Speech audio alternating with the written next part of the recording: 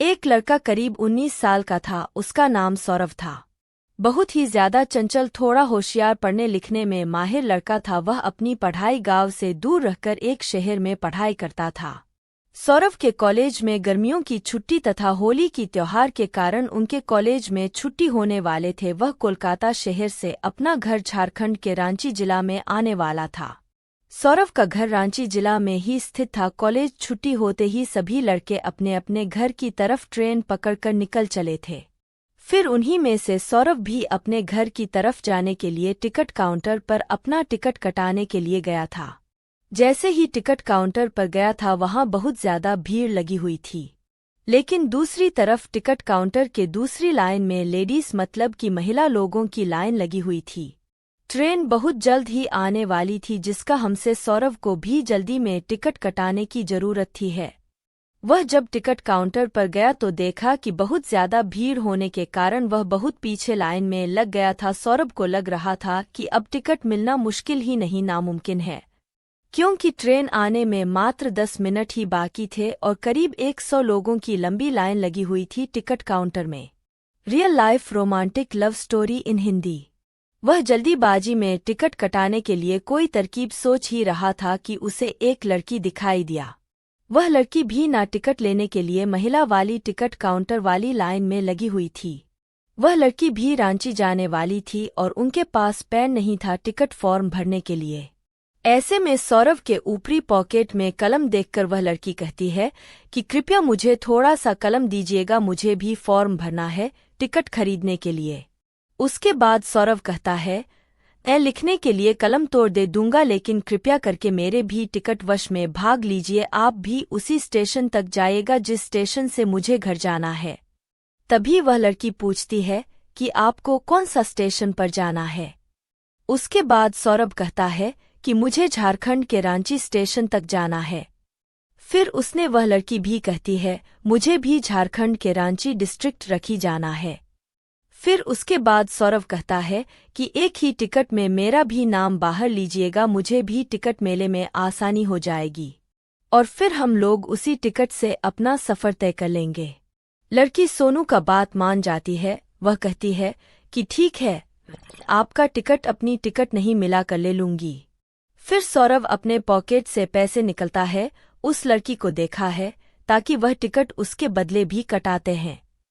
हम दोनों आदमी टिकट लेकर दौड़े दौड़े ट्रेन के पास आता है। जैसे ही ट्रेन में दोनों आदमी चलते हैं, ट्रेन को 1 मिनट में अपना इंजन चालू करके चल पड़ती है। हम सामरा और वह लड़की दोनों चैन की सांस लेते हैं और दोनों आमने सामने वाली सीट में बैठकर बातें करने लगते हैं। हावड़ा स्टेशन से रांची स्टेशन जाने के लिए करीब करीब 8 से 9 घंटे लगते हैं और वह भी यह सफ़र रात का सफ़र होता है। वही वहां से ट्रेन है, रात में ही चलती है।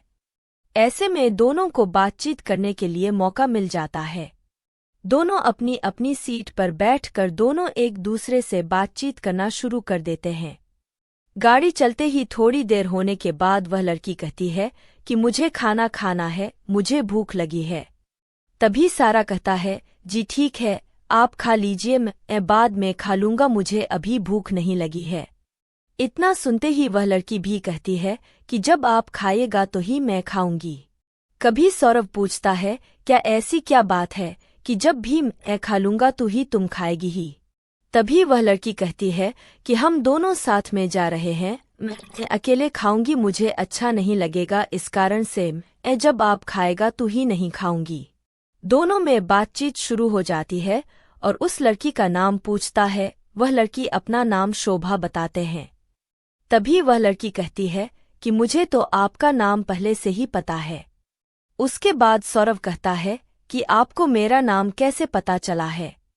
तुम ही शोभा कहती है कि आपने अपना नाम और उम्र टिकट बनाते समय बताया था और वह टिकट अभी भी मेरे पास ही है, इसी कारण से मुझे आपका नाम पता है।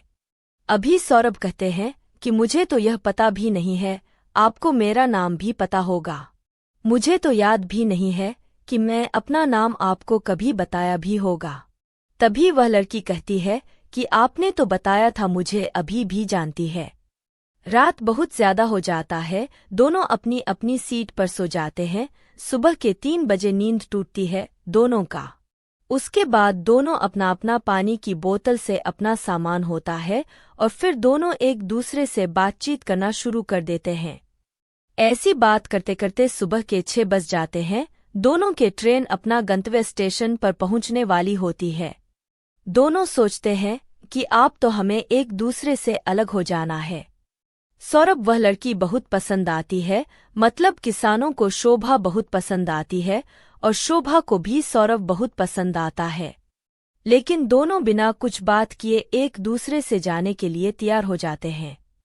जैसे ही ट्रेन रुकने वाली होती है वैसे ही लड़की मतलब कि शोभा और सौरभ दोनों अपना अपना भगत का सामान उठाते हैं, अपने घर की तरफ चल देते हैं।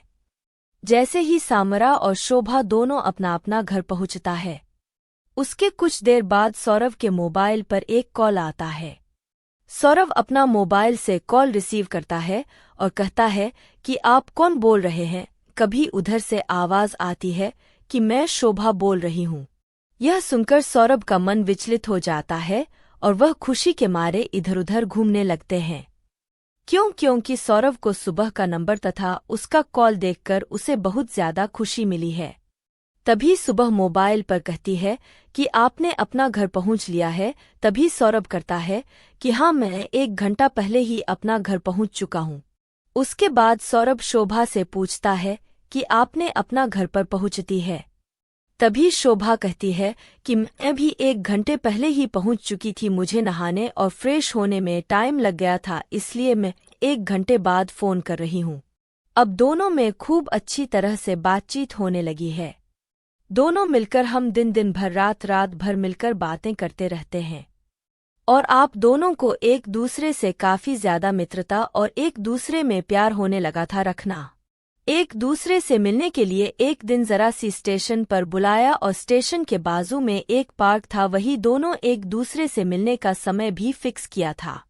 फिर दोनों मिलकर आती कहाँ से बातचीत करते हैं, दोनों एक दूसरे को समझते हैं तथा एक दूसरे को प्यारा अथवा किस करते हैं। उसके बाद दोनों अपनी शादी के लिए अपने अपने घर वाले को कहते हैं। घर वाले दोनों के घर वाले से बातचीत करते हैं और शादी के लिए राजी हो जाते हैं।